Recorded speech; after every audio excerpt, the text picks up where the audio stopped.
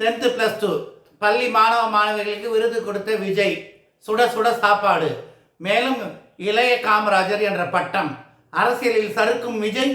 தேசிய பார்வை சேனல் நேயர்களுக்கு வணக்கம். நான் உங்கள் ஹேமந்த்குமார். நம்ம விஜய் என்ன பண்ணுறாரு, பனையூர் பங்களா கிட்ட ஒரு பெரிய மண்டபத்தில் 2 வருஷமாக அவருடைய கட்சி நிர்வாகிங்க முன்பு ரசிகர் மன்ற நிர்வாகிகளெல்லாம் கூப்பிட்டு பிரியாணி கொடுத்தாரு. காரணம், அவருடைய படம் ஒன்றுன்னு, அவர் படம் ஓடுதோ இல்லையோ பல பேர் பல விதமாக சினிமாக்காரங்க விமர்சனம் பண்ணுவாங்க. நான் அதுக்குள்ளே போகல. பட் மார்க்கெட்டிங்கில் மிக சிறப்பானவர். 500 கோடி 1000 கோடிலாம் சொல்லுவாங்க, விடுங்க. அந்த மாதிரி மார்க்கெட்டிங் அரசியலில் பண்ணிகிட்டு இருக்காரு. அரசியல்ன்றது மக்களுடைய ஒவ்வொரு பிரச்சனையும் வர்றது.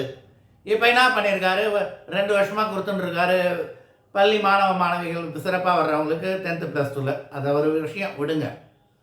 ரோட்டரி கிளப் வந்து பல கிளப்புங்க பண்ணுது, பல அமைப்புங்க பண்ணுது. அந்த மாதிரி இவரும் செய்கிறாரு. இல்லை பல பேர் சொல்கிறாங்க, இன்றைக்கி ஒருத்தர் விஜய் பார்லிமெண்ட்டில் வர போகிறாங்க, டெல்லியை பிடிப்பாங்கன்றாங்க ஒரு லேடி. அதுக்கடுத்து ஒருத்தர் சின்ன காமராஜர்னு பட்டம் கொடுப்பான்றாரு, இளைய காமராஜர். பேசிக்கிட்டோம், யார் வேணாலும் என்ன வேணாலும் பேசிக்கிட்டோம். ஆனால் இதனால் அரசியல் ஏதாவது உபயோகம் இருக்குமா? அரசியல்னால் உதாரணத்துக்கு தமிழ்னா இப்போ கமல்ஹாசன் அவர் என்ன பேசுவார் தத்து பத்துன்னு அவருக்கே புரியாது. ஏன்னா அவருக்கு ஒரு மாபெரும் அறிவாளின்னு நினைப்பு ஒரு குறுகிய சினிமா வட்டத்தில் இருந்து இப்போ அரசியலில் மக்கள் நீதி மயன் வந்தார், தோத்துட்டு கடைசியில் கட்சியை மோரலஸ் கலைச்சி திமுக கிட்ட சரண்டர் ஆகிட்டு ராஜ்யசபா MP ஆறாரு. ஆனால் மாபெரும் அறிவாளின்னு நினைப்பேன். ஏன்னா அந்த சினிமாக்காரங்களாம் ரொம்ப குறுகிய வட்டத்தில் இருப்பாங்க. They don't have any public contacts. அவருக்கு தான் நினைப்பா. அதே தான் விஜய்.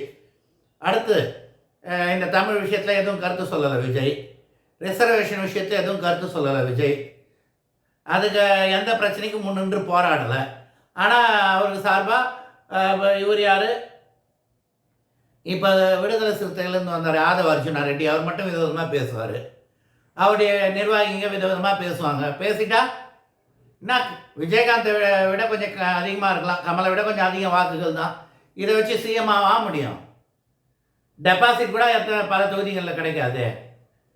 நானும் முதலமைச்சர், நானும் பிரதமர், என்ன வேணாலும் சொல்லிக்கலாம். எனக்கு உடனே வந்தால் ஞாபகம் வருது, அர்ஜுன் தாய்மணி கிட்ட ஏதோ ஒரு படம், அதில் கவுண்டமணி பெரிய ஸ்டார் ஹீரோ.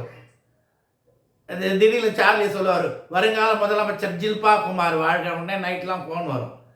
அந்த மாதிரி காமெடியாக தான் இவங்கெல்லாம் பண்ணுறது இருக்குது. ஆனால் மக்களுக்கு பிரச்சனை எதுவுமே எடுத்துக்காமல் இந்த மாதிரிலாம் செஞ்சுட்டா விஜய்க்கு என்ன வாக்கு வரும் தான் எனக்கு தெரியல. ஆனால் விஜய்க்கு ஆதரவாக யார், ரங்கராஜ் பாண்டியிலேருந்து பல பேர் விதவிதமாக மார்க்கெட்டிங் பண்ணுறாங்க. ஜான் ஆரோக்கியசாமி மார்க்கெட்டிங்கில் பெஸ்ட் அதை வச்சு பண்ணுறாங்க. 10% ஓட்டாக இருந்தாலும் என்ன ஆக போகுது? ஒன்றும் ஆக போதில்ல. 10% ஓட்டுலாம் யாருக்கும் வராது. பவன் கல்யாணிக்கு 6% ஓட்டு ரெகுலராக இருக்கு, அவ்வளோதான். கனவு காணலாம், கனவு காணட்டும். நன்றி, வணக்கம்.